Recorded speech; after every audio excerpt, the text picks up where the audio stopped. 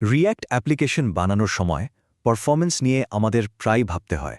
তো আজকের এই আলোচনায় আমরা একেবারে গভীরে গিয়ে দেখব এই পারফরম্যান্স সমস্যার মূল কারণটা আসলে কি।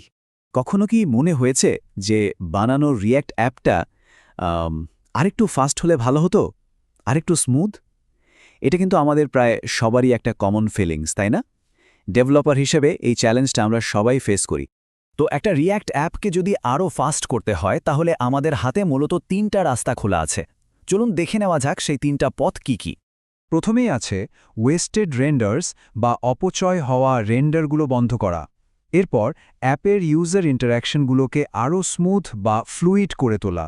আর সবশেষে অ্যাপের যে ফাইনাল বান্ডল সাইজটা আছে সেটাকে যতটা সম্ভব কমিয়ে আনা। আর এই কাজগুলো করার জন্য রিয়্যাক্টের কাছে কিন্তু দারুণ সব টুলস আছে। আমাদের টুল বক্সে আছে মেমো, ইউজ কলব্যাক, এমনকি ইউজ ট্রানজিশনের মতো পাওয়ারফুল হুকস। আর হ্যাঁ, বান্ডেল সাইজ কমানোর জন্য তো কোড স্প্লিটিংয়ের মতো টেকনিক আছেই। তবে এখানে একটা খুব জরুরি কথা আছে, বুঝলেন? কথায় বলে না, হাতে হাতুড়ি থাকলেই সব জায়গায় পেরেক খুঁজতে নেই। এর মানে হলো এই যে এতগুলো টুলস আছে, এগুলো কিন্তু যখন তখন যেখানে সেখানে ব্যবহার করার জন্য না, ঠিক কোথায় কোনটা লাগবে সেটা বুঝে ব্যবহার করতে হবে। তো এই সবগুলো পথের মধ্যে আজকে আমরা ফোকাস করব একদম প্রথম আর সবচেয়ে গুরুত্বপূর্ণ সমস্যাটার উপর, ওয়েস্টেড রেন্ডার্স। সত্যি বলতে পারফরম্যান্স অপটিমাইজেশনের গল্পটা কিন্তু এখান থেকেই শুরু হয়। আচ্ছা, আমরা তো বারবার বলছি ওয়েস্টেড রেন্ডার। তো এই জিনিসটা আসলে কি? চলুন এবার একটু গভীরে গিয়ে ব্যাপারটা বোঝা যাক। একদম সহজ করে বললে, ধরুন রিয়্যাক্ট একটা কম্পোনেন্টের জন্য অনেক কাজ করলো, অনেক কিছু ক্যালকুলেট করলো, কিন্তু দিন শেষে দেখল যে ডমে আসলে কিছুই বদলানোর নেই। মানে একটা পিক্সেলও নড়চড় হবে না। এই যে এত খাটনি, পুরোটা জলে গেল, তাই না? এটাই হলো একটা ওয়েস্টেড রেন্ডার। এবার চলুন একটা খুব কমন ভুল ধারণা নিয়ে কথা বলি। কম্পোনেন্ট রিরেন্ডার নিয়ে এই ভুলটা কিন্তু প্রায় সবাই করে। আজকের আলোচনায় আমরা এই মিথটা ভাঙব। অনেকেই ভাবেন একটা কম্পোনেন্ট শুধু তখনই রিরেন্ডার করে যখন তার প্রপস বদলে যায়। আর মজার ব্যাপার হলো, অনেক অভিজ্ঞ ডেভেলপারও কিন্তু প্রথম দিকে এটাই ভাবেন।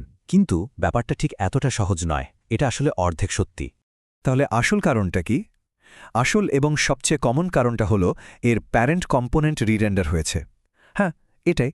রিয়্যাক্টের ডিফল্ট নিয়মই হলো, যখন একটা প্যারেন্ট কম্পোনেন্ট রিরেন্ডার হয় তখন তার ভেতরে থাকা সব চাইল্ড কম্পোনেন্টও কোনো প্রশ্ন ছাড়াই রিরেন্ডার হয়ে যায়। আসল খেলাটা তাহলে প্যারেন্টের হাতে। তাহলে এখন প্রশ্ন আসে, প্রপস পরিবর্তন যদি একমাত্র কারণ না হয়, তাহলে আর কি কি কারণে একটা কম্পোনেন্ট রিরেন্ডার হতে পারে? আসল ট্রিগারগুলো আসলে কি?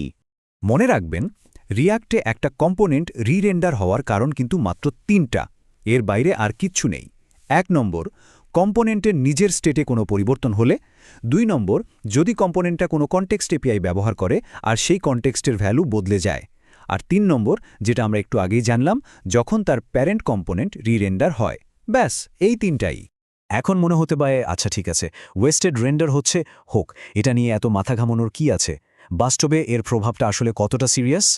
সত্যি কথা বলতে কি, বেশিরভাগ ছোটখাটো অ্যাপের রিয়্যাক্ট এতটাই ফাস্ট যে এই অপচয় হওয়ার রেন্ডারগুলো আমরা টেরেই পাই না।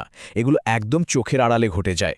কিন্তু একবার ভাবুন তো, যখন আমাদের কম্পোনেন্টগুলো অনেক বড় আর জটিল হয়ে যায়, অথবা একটা বড় অ্যাপে এই ওয়েস্টেড রেন্ডারগুলো যখন একটার পর একটা সেকেন্ডে শত শত বার হতে থাকে, তখন কি দাঁড়াবে ব্যাপারটা? এর ফলাফলটা কিন্তু তখন আর ছোটখাটো থাকে না। অ্যাপটা কেমন যেন ল্যাগ করতে শুরু করে, কোনো বটনে ক্লিক করলে রেসপন্স আসতে দেরি হয়, আর সব মিলিয়ে ইউজারদের জন্য এটা একটা খুব স্লো আর বিরক্তিকর অভিজ্ঞতা হয়ে দাঁড়ায়। আর সত্যি কথা হলো, স্লো অ্যাপ তো আমরা কেউই চাই না, তাই না? তাহলে আমরা এখন সমস্যাটা ঠিক কি সেটা পরিষ্কারভাবে জানি। সমস্যাটা হলো এই ওয়েস্টেড রেন্ডার্স। কিন্তু শুধু সমস্যাটা জানলেই তো হবে না, তাই না? আসল চ্যালেঞ্জ তো হলো এর সমাধান করা। আমাদের পরের ধাপ হবে ঠিক সেটাই, এই সমস্যার সমাধান খোঁজা। তো এই সমাধানের জন্য সবাই প্রস্তুত তো?